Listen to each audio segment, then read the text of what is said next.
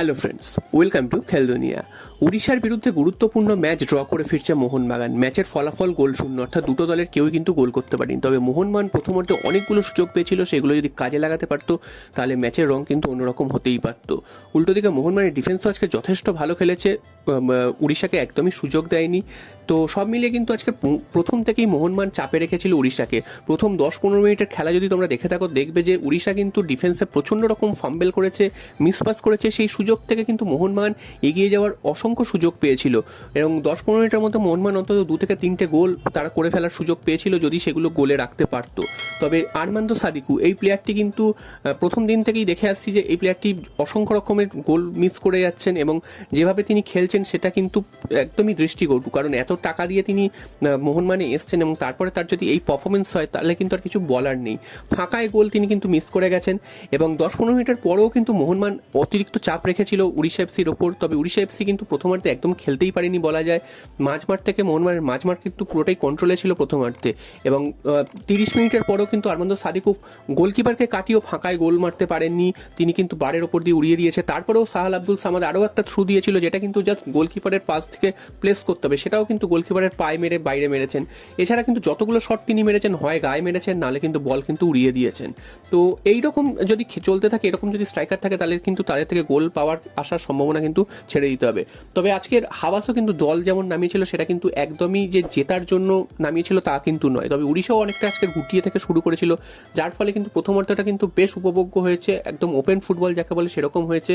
উড়িষ্যাও কিন্তু অনেকগুলো সুযোগ পেয়েছিল, তবে সেই সুযোগগুলো কিন্তু মোহনবাগান ডিফেন্স যথেষ্ট ভালো রকমভাবে ম্যানেজ করেছে আজকের। বিশেষ করে সুভাশিস বোস ডিফেন্সে তিনি কিন্তু, তার নাম কিন্তু বলতেই হয়।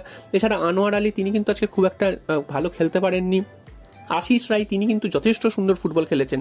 অর্থাৎ সুভাশিস এবং আশিস রায় বারবার তারা কিন্তু ওভারল্যাপ গেছে দুটো উইং ব্যাক দিয়ে এবং যার জন্য কিন্তু মোহনবাগানের আক্রমণগুলো তৈরি হচ্ছিল। তো সেন্ট্রাল ডিফেন্সে কিন্তু আনোয়ার এবং হেক্টর ইউসা তারা কিন্তু খুব একটা ভালো খেলতে পারেনি, তাদের ভুলগুলো ঢেকে দিয়েছেন এই দুজন প্লেয়ার।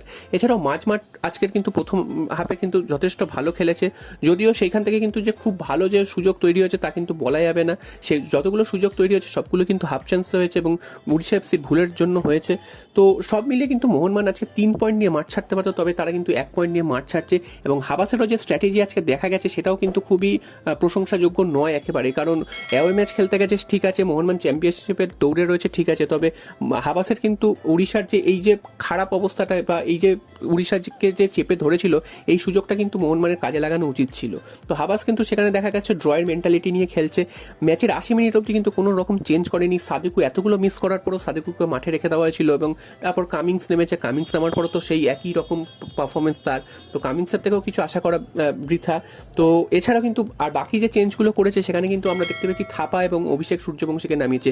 লিস্টন কোলাসোর মতন প্লেয়ারকে কিন্তু বেঞ্চে বসিয়ে রেখেছে। কি জন্য তাকে বসিয়ে রেখেছে বেঞ্চে সেটা কিন্তু বোঝা গেল না। আগের দিন যে গোল করেছে এবং উইঙ্গে যে এত সুন্দর দৌড়ায় তাকে কিন্তু বসিয়ে রেখেছে। উল্টো থেকে মনভীর সিং তিনিও কিন্তু আজকে বারবার আটকে যাচ্ছিলেন, তার কখন বল ছাড়তে হয় কখন বল ধরতে হয় সেটাও কিন্তু তিনি ঠিক মতন করতে পারছিলেন। তারপরেও কিন্তু কিয়ান নাসিরি বা লিস্টন কোলাসোর মতন প্লেয়ারকে বসিয়ে রেখেছিল।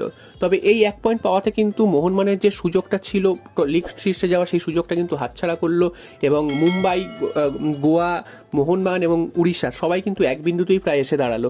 এবার দেখা যাক পরবর্তী ম্যাচগুলোকে মোহনবাগানকে জিতে এই লিডটা বা পয়েন্টের দিক থেকে যে লিড সেই লিডটা বাড়িয়ে নিতে পারে কিনা, এবং উড়িষ্যারও কিন্তু খুব কঠিন ম্যাচ রয়েছে। তো আশা করা যাচ্ছে মোহনবাগান পরের ম্যাচগুলো জিতে লিগ শিল্ড জয়ের দৌড়ে কিন্তু অনেক